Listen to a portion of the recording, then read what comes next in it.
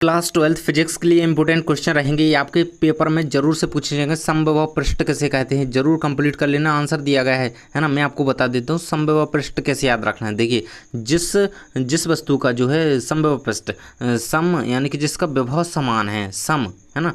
देख सकते हैं पृष्ठ के, जिस पृष्ठ के प्रत्येक बिंदु पर विभव समान होता है, विभव समान, सम विभव, समान विभव, पृष्ठ पर समान विभव, तो उसे समविभव पृष्ठ कहते हैं। आंसर रहेगा आपका। इसके बाद अगला क्वेश्चन है, पृथ्वी के विभव को शून्य क्यों माना जाता है। तो पृथ्वी का आकार इतना बड़ा है, इतना बड़ा है पृथ्वी का आकार कि उससे कुछ आवेश दिया जाए या उससे कुछ आवेश लिया जाए, है ना, तो उस पर कोई विशेष अंतर नहीं दिखाई देता है, तो इसलिए इसका विभव जो है वो शून्य माना जाता है। आंसर रहेगा। अगला क्वेश्चन है आपका, किसी चालक की विद्युत धारिता से आप क्या समझते हैं। आंसर देखिए यहाँ पर, किसी चालक की विद्युत धारिता आवेश की उस मात्रा के बराबर होती है जो उसके विभव में कोई वृद्धि कर दे, है ना, कोई वृद्धि कर दे, बढ़ावा कर दे। यहाँ पे सूत्र के रूप में C बराबर Q/V मात्रक फैराड रहेगा। यहाँ पे किसी चालक की विद्युत धारिता का जो विद्युत धारिता का मात्रक फैराड होता है, सीधी बात है, याद रखिएगा। अगला क्वेश्चन है आपका 3 अंक के क्वेश्चन। तो इन सभी क्वेश्चंस के, इन जो अन्य क्वेश्चन आपके रह गए हैं, ये सभी इनके आंसर हमने वैसे तो पिछले वीडियो में कंप्लीट कर चुके हैं, तो यहाँ पे इसका आंसर भी देख लीजिएगा उसी वीडियो। तो क्वेश्चन देख ही लीजिए कि आपको ये कंप्लीट करना है। किसी विद्युत क्षेत्र में एक परावैद्युत रख देने पर बिंदु विद्युत क्षेत्र की तीव्रता क्यों घट जाती है। क्वेश्चन है मोस्ट इंपोर्टेंट, कंप्लीट कर लेंगे। यहाँ पर समविभव पृष्ठ की विशेषताएं लिखिए। तो ये रही आपकी विशेषताएं, समविभव पृष्ठ की विशेषताएं ना कंप्लीट कर लेंगे। पूरा आंसर आपको दिया गया है। समविभव पृष्ठ की विशेषताएं बहुत ही इंपॉर्टेंट है। ये 4 अंक में आपका क्वेश्चन पूछा जा सकता है, कंप्लीट कर लेंगे। समांतर श्रेणी क्रम में जुड़े संधारित्रों की तुल्य धारिता के लिए व्यंजक निर्मित कीजिए। पहले आप समांतर क्रम के लिए जो है वो डायग्राम कंप्लीट करेंगे, फिर आप श्रेणी क्रम संयोजन के लिए यहाँ पे डायग्राम कंप्लीट करेंगे और पूरा यहाँ पे थ्योरिकल लिखेंगे, तो आपको 4 अंक मिलेंगे। 4 अंक में क्वेश्चन पूछा जाएगा। यहाँ पे देख सकते हैं आपके जो अगले चैप्टर से ओम का नियम, 2 अंकीय क्वेश्चन बनेगा। ओम का नियम जरूर से कंप्लीट कर लेंगे, ओम का नियम पूछा ही जाता है। इसके बाद यदि एन सेल जिसके लिए विद्युत वाहक बल, पिछले वीडियो में इन सभी के आंसर मैं बता चुका हूँ, जाकर के देख सकते हैं। यहाँ पे मैं आपको क्वेश्चन इस वीडियो में बता देता हूँ, आप अपने आंसर मिला लीजिए। यहाँ पे देख सकते हैं, ऐसे मिला लीजिए कि आप अपनी गाइड वगैरह जो भी है आपके पास उसमें देख लीजिए और यही याद कर लीजिए। व्हीटस्टोन सेतु का सिद्धांत लिखिए, यहाँ समझाइए। किरचॉफ के नियम लिखिए, मोस्ट इंपोर्टेंट क्वेश्चन है किरचॉफ के नियम। व्हीटस्टोन सेतु का विद्युत आरेख खींचिए, लॉन्ग क्वेश्चन है, 5 अंक में पूछा जा सकता है ना। 5 अंक के लिए क्वेश्चन बनेगा। यहाँ पे आपको पूरा निगमित करके व्यंजक बताना है। अनुगमन वेग तथा धारा घनत्व में अंतर नहीं बताना है, मतलब इनमें संबंध स्थापित करना है। तो यहाँ पे देखेंगे अनुगमन वेग में और धारा घनत्व में संबंध स्थापित कीजिए। प्रतिरोध प्रतिरोधकता में अंतर लिखिए। किसी चालक का प्रतिरोध किन किन कारकों पर निर्भर करता है। आंसर इसका कंप्लीट कर लेंगे। मैंने आंसर बता दिए हैं, जाकर के देख लीजिए दूसरी वीडियो। यहाँ पे देख सकते हैं क्वेश्चन भी बता रहे हैं, तो क्वेश्चन तो देखते ही रहिए। सेल के विद्युत वाहक बल और विभवांतर में अंतर स्पष्ट कीजिए। मोस्ट इंपोर्टेंट क्वेश्चन 3 अंक में बनेगा। ये वाला क्वेश्चन जो है 3 अंक में बनेगा।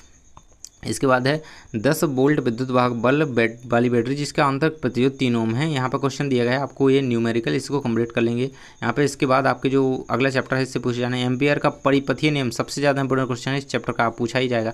चुंबकीय क्षेत्र रेखाओं के गुण, है ना, कोई 2 गुण आप याद कर लेंगे, 2 अंक में क्वेश्चन पूछा जाएगा। लॉरेंज बल के आधार पर यहाँ पे आपको बी के, चुंबकीय क्षेत्र बी के मात्रा को परिभाषित कीजिए। अमीटर तथा वोल्टमीटर में अंतर 3 अंक में पूछा जाएगा। मीटर और वोल्टमीटर में 3 या 2, है ना, कर ही लेंगे।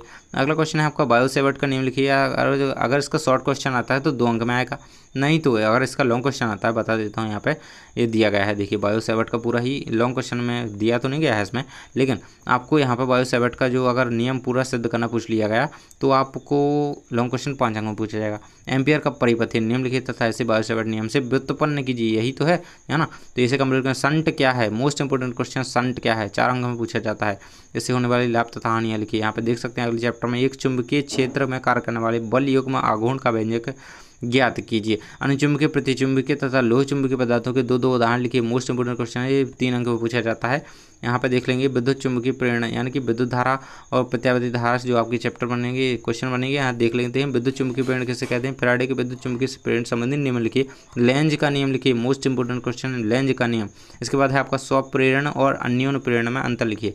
स्वप्रेरण और अन्योन्य प्रेरण की परिभाषा सीख लेंगे, अंतर सीख लीजिएगा, आपका सब बन जाएगा इसका। प्रत्यावर्ती धारा जनित का नामांकित चित्र बनाइए। 5 अंकीय के रूप में क्वेश्चन बनेगा या 4 अंकीय, है ना, 4 अंकीय, है ना। स्वप्रेरण किसे कहते हैं। फ्लेमिंग के दाएं हाथ का नियम सबसे ज़्यादा इंपोर्टेंट इस चैप्टर का। फ्लेमिंग के दाएं हाथ का नियम। एक हेनरी मात्रा को परिभाषित कीजिए, जरूर से कंप्लीट कर लेंगे। अन्योन प्रेरण किसे कहते हैं?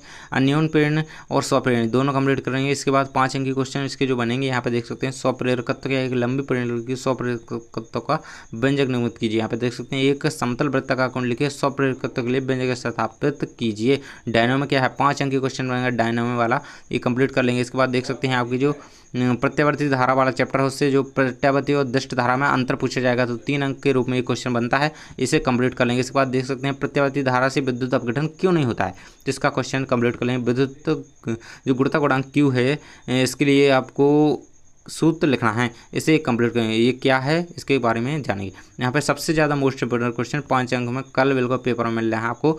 ट्रांसफार्मर की व्याख्या निम्न बिंदु के आधार पर कीजिए। आपको क्या करना है, चित्र सीख लेंगे, ऊर्जा क्षय के कारण तथा इसे कम करने के उपाय और सिद्धांत, बस इतना आप लिखेंगे, आपको पूरे अंक मिलेंगे। देख सकते हैं एसी परिपथ, एसी परिपथ में संधारित्व के प्रतिघात से क्या तात्पर्य, इसका व्यंजक निर्मित कीजिए। एसी परिपथ में प्रेरक के प्रतिघात से क्या तात्पर्य, इसका व्यंजक निर्मित कीजिए। तो व्यंजक तो आपके आना ही है। तो ये आपका लास्ट क्वेश्चन है, सबसे इंपॉर्टेंट क्वेश्चन है, इसे कंप्लीट कर लेंगे इस चैप्टर से। तो यहाँ तक थे आपके सभी इंपॉर्टेंट क्वेश्चन, मैंने साथ में आंसर पिछले वीडियो में बता दिए थे, तो जा करके देख लीजिएगा। काफ़ी सारे क्वेश्चंस कंप्लीट कर चुके हैं, आप अच्छी तरीके से तैयार कीजिए। All the best.